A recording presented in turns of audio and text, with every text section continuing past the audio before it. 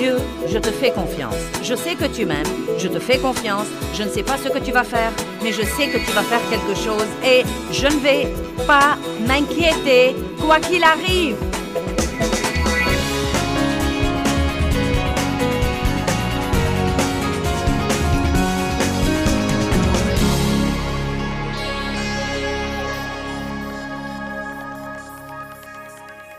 Père, nous te rendons grâce pour la parole aujourd'hui et je prie que les vies des gens changent.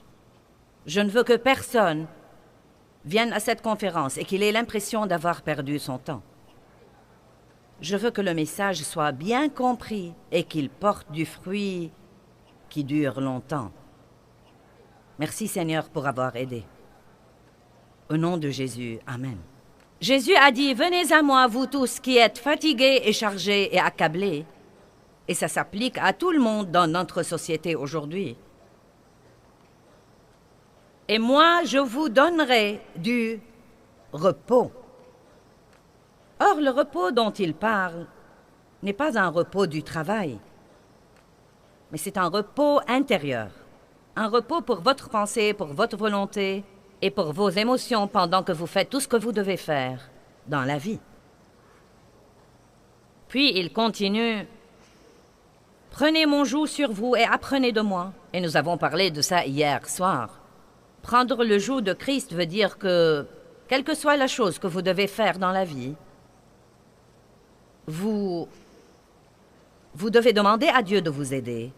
Vous devez prier et demander sa force. Et à ce moment-là, vous et lui pouvez affronter toutes les éventualités. Sans lui, nous ne pouvons rien faire, mais avec lui, nous pouvons tout faire.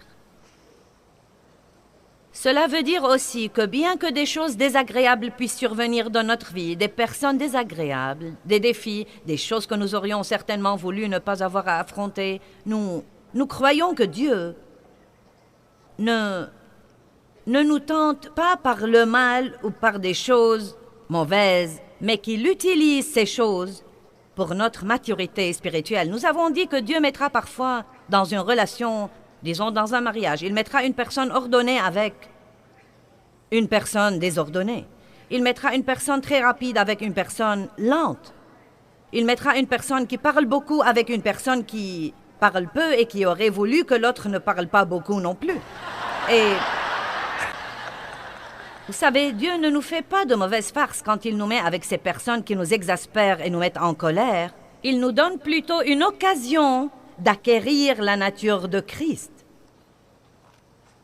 Vous ne pouvez rien acquérir sans avoir quelque chose qui vous pousse à l'exercer.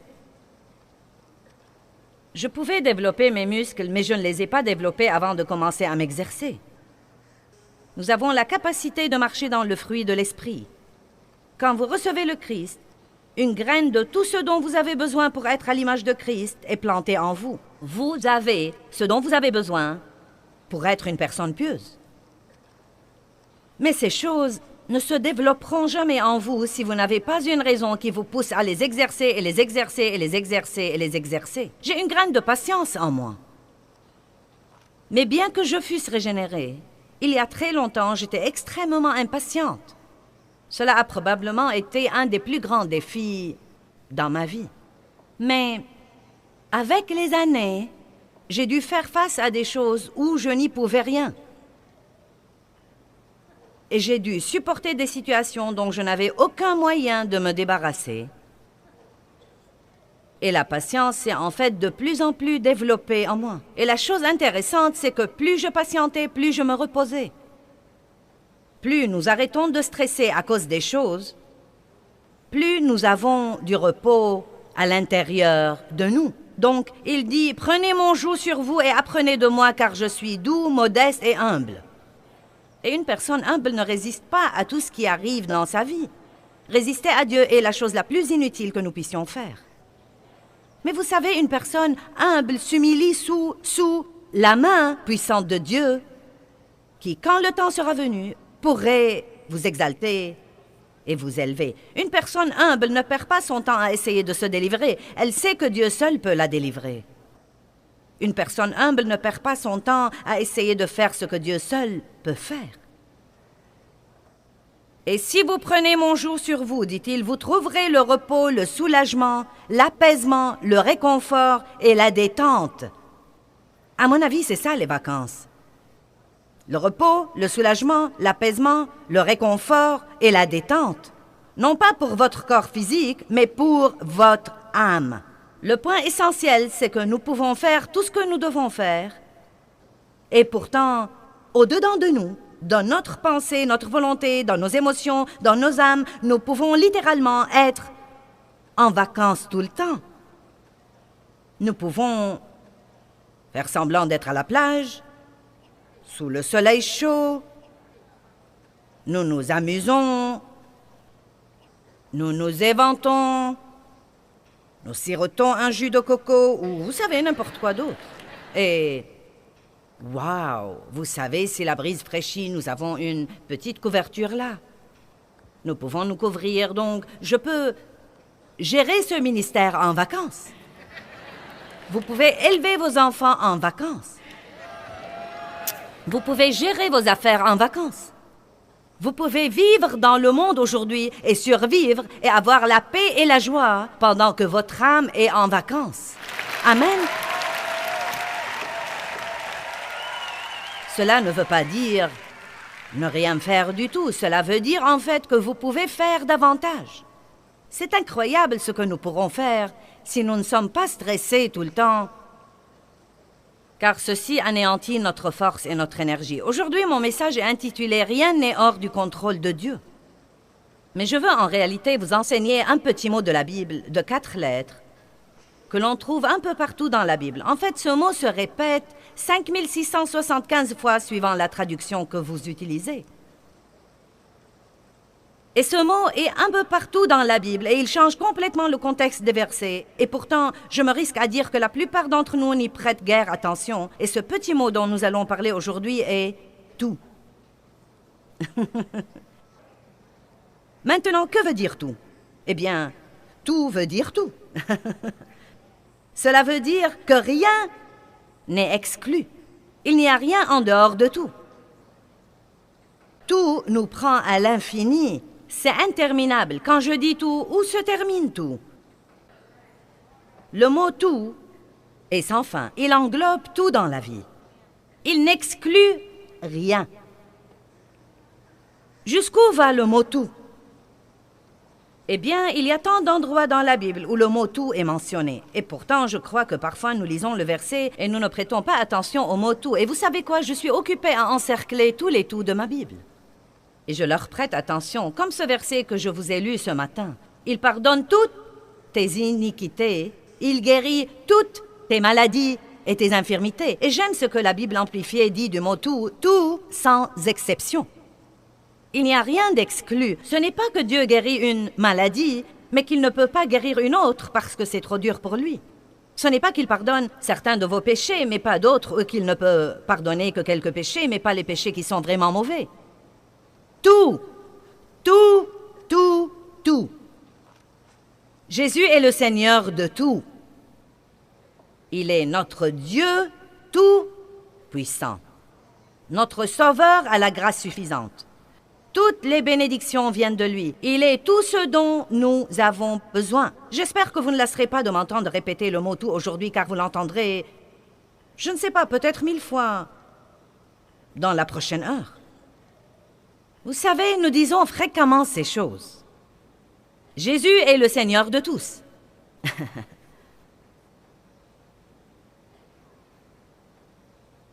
Il a tout pouvoir. Il pardonne tous mes péchés. Mais je me risque à dire que nous ne croyons vraiment pas ça. D'une manière ou d'une autre, nous ne comprenons pas que ça inclut tout. Le mot « tout » ne laisse rien hors du contrôle de Dieu. Par exemple, Jean 21, 17 dit « Seigneur, tu sais toutes choses. » Oh. Cela veut dire qu'il sait la mauvaise attitude que vous avez adoptée ce matin avant de venir ici. Cela veut dire qu'il sait comment vous avez agi hier soir en essayant de sortir du parking.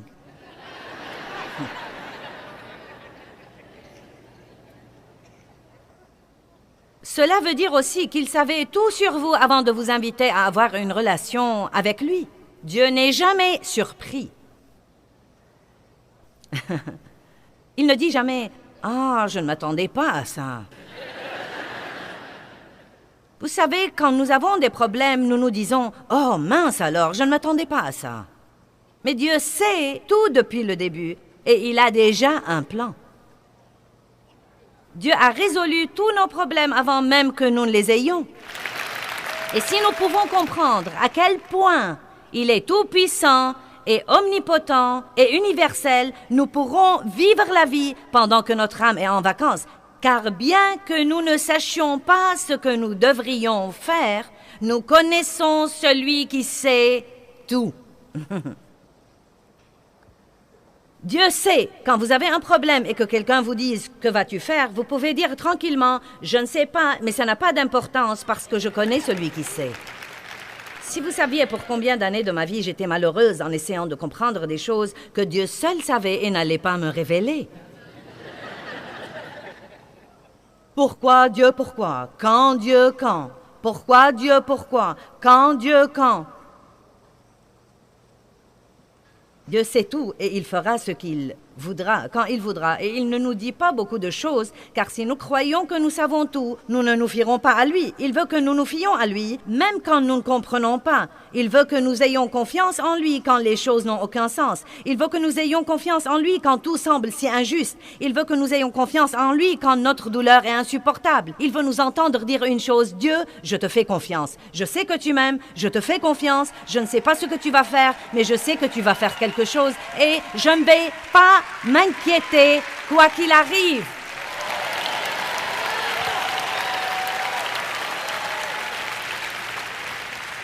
Je crois que je m'exposerai au soleil aujourd'hui et je parle ici du Fils de Dieu. Je vais rester dans la présence de Dieu et laisser le soleil de la justice se lever sur moi. Je veux exaspérer le diable et rester heureuse pendant qu'il fait de son mieux. Amen. Laissez-moi vous poser une question. Votre façon de vous y prendre avec vos problèmes les résout?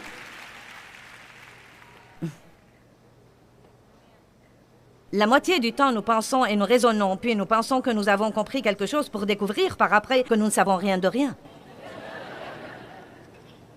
Le souci ressemble à s'asseoir dans un fauteuil à bascule toute la journée. Cela vous occupe toute la journée.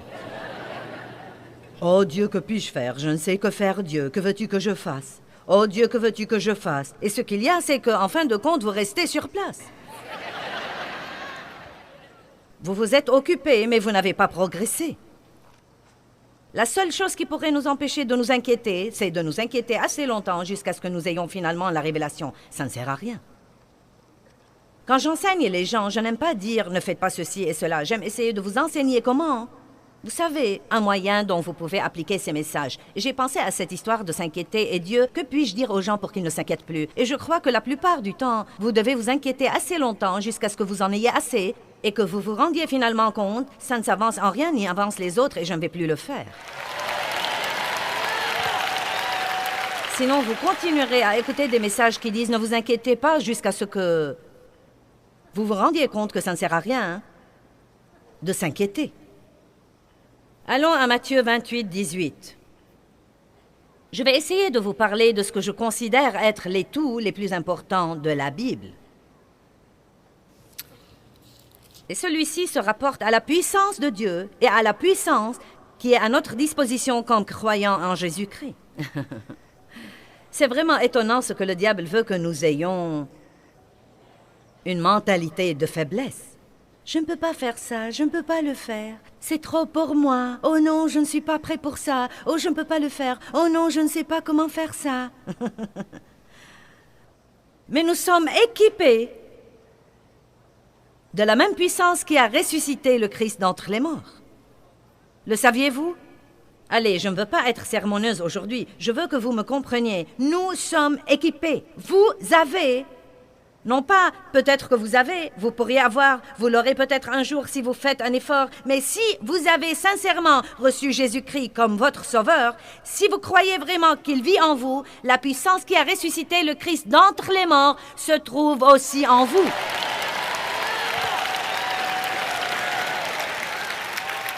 Oubliez donc les « je ne peux pas » et les « mais ». Eh bien, vous savez, eh bien, mais. Eh bien, mais je sais, mais. Eh bien, vous savez, je sais, mais. Eh bien, je ne peux pas, je ne peux pas, je ne peux pas. J'ai entendu une fille dire cette semaine, les miracles viennent avec les « je peux ». Je puis toutes choses par le Christ, qui me fortifie. Matthieu 28. Et Jésus, s'approchant, leur parla, disant, « Tout pouvoir, toute autorité, dans le ciel et sur la terre, m'ont été donnés. Allez donc et faites des disciples de toutes les nations, les baptisant au nom du Père et du Fils et du Saint-Esprit, leur enseignant à garder toutes les choses que je vous ai commandées. Et voici, je suis avec vous tous les jours, jusqu'à la fin du monde. » Dieu, je ne sens vraiment pas ta présence.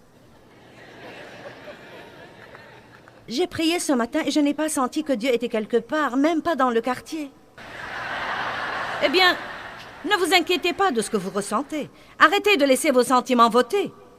Jésus est avec vous tout le temps. Il a dit, voici, je ne vous laisserai point et je ne vous abandonnerai point. Jésus a dit, je serai avec vous tous les jours de votre vie. Allez, ne spiritualisez pas trop ce verset. Quelle est la chose que vous sentez que Dieu vous demande de faire dans la vie? Êtes-vous dans un mariage difficile, mais vous sentez que Dieu vous demande de tenir bon? Avez-vous un enfant qui est sur le point de vous rendre folle, mais vous savez que vous devez rester avec lui et croire en lui et que Dieu va tout arranger? Avez-vous fait beaucoup d'erreurs dans le passé et des choses que vous n'auriez pas dû faire? Et maintenant, vous avez beaucoup de dettes et vous avez dans votre vie beaucoup de désordre à arranger et vous sentez souvent que c'est trop accablant pour y toucher. Et vous essayez depuis 5 ans déjà et vous sentez que vous n'avez fait aucun progrès. Vous savez quoi? Quelle que soit la chose que vous devez faire, que ce soit gérer un ministère mondial, ou rouler dans le trafic, ou élever vos enfants, ou faire face à une situation difficile, ou des beaux-parents avec qui vous devez vous entendre, ou ne pas avoir un bon logis, tout pouvoir lui a été donné dans le ciel et sur la terre. Par conséquent, vous pouvez donc faire ce qu'il vous a demandé de faire. Vous n'êtes pas très content et je ne vais pas arrêter avant que nous soyez vraiment contents.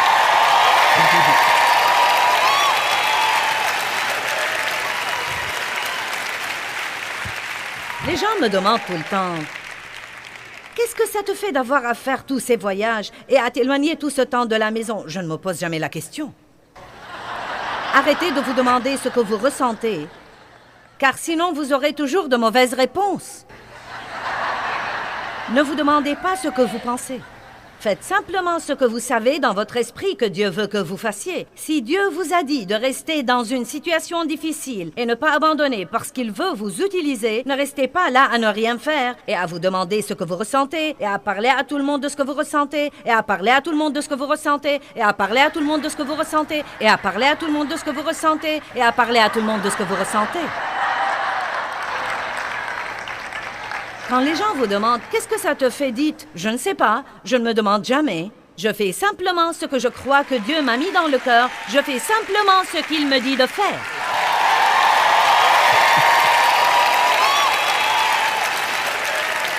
Si votre âme est en vacances, elle n'a pas le droit de ressentir quoi que ce soit. Elle est trop exposée au soleil pour ressentir quoi que ce soit. Elle dit « Ne me dérangez pas, je suis en vacances. » Je ne sais pas ce que je ressens, mes sentiments sont en vacances. Ma pensée est au repos. Je ne résiste plus à Dieu, je ne me dispute plus avec lui. C'est le joug que je dois prendre. Tout pouvoir lui a été donné et il est en moi. Et je peux faire tout ce que je dois faire par Christ qui me fortifie. Que tout le monde dise tout. Bien, allez à Éphésiens 1, 19. Chaque fois que vous êtes tenté de dire « Eh bien, je ne crois pas que je peux faire ça », rappelez-vous tout le pouvoir dans le ciel et sur la terre, toute la puissance, la même puissance qui a ressuscité Christ d'entre les morts, et si elle demeure en moi, elle ressuscitera mon corps mortel qui a 65 ans. Allez, vous n'avez pas d'excuse pour ne rien faire. J'aurais voulu faire quelque chose pour Dieu, mais j'ai des enfants à élever. Ce qu'il y a, c'est que vous devez faire quelque chose. Vous devez faire quelque chose qui porte vraiment du bon fruit dans la vie de quelqu'un d'autre. Vous devez toujours aider les autres. Verset 19. Paul a prié pour l'Église, j'aime ça. Il dit, pour que vous sachiez et compreniez. Nous avons beaucoup de dons, mais nous ne savons pas que nous les avons. Si vous ne savez pas que vous les avez, vous ne pouvez pas les utiliser. Pour que vous sachiez et compreniez quelle est la grandeur infinie, illimitée, exceptionnelle de sa puissance en nous et pour nous qui croyons. Maintenant, si vous ne croyez pas que cette puissance est à votre disposition, elle ne sera pas libérée en vous. Je vais répéter, si vous ne croyez pas que cette puissance est à votre disposition, elle ne sera pas libérée en vous. Tout ce que Dieu veut nous donner est libéré dans notre vie. Il a déjà été acheté et payé par le sang de Christ, mais il est libéré dans notre vie par la foi. Nous devons vraiment croire ce que dit la parole de Dieu. Et là encore, vous devez croire ce que dit Dieu plus que ce que disent vos sentiments, ce que dit votre pensée, ce que dit votre expérience et ce que disent vos amis.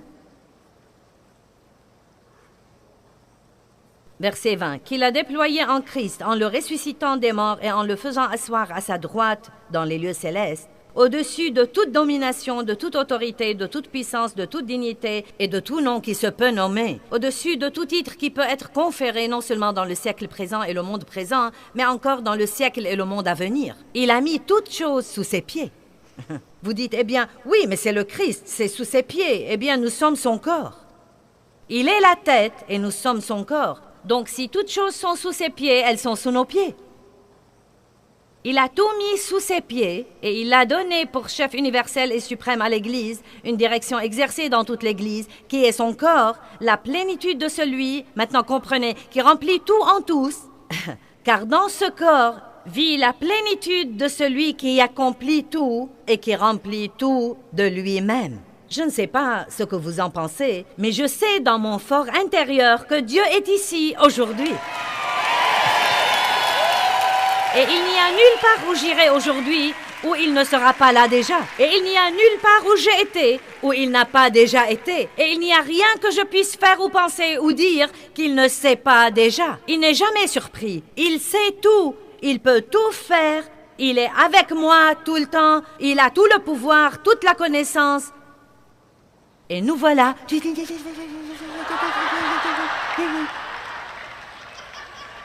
Allez, débarrassez-vous des foutaises.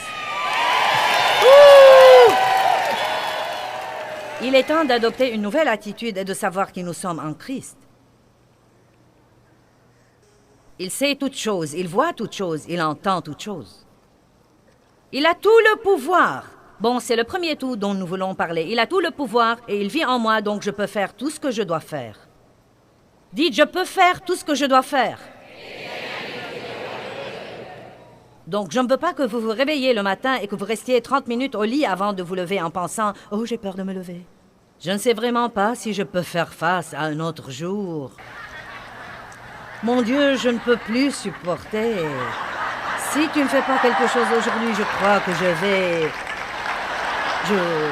Oh mon Dieu, j'en ai vraiment assez. » Allez, je sais ce que vous dites. En fait, je dis les mêmes choses parfois.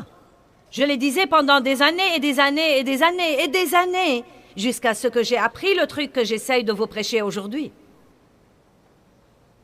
Peut-être que j'ai l'air d'une majorette pour le Saint-Esprit aujourd'hui, mais ça va si je peux bien faire marcher l'équipe.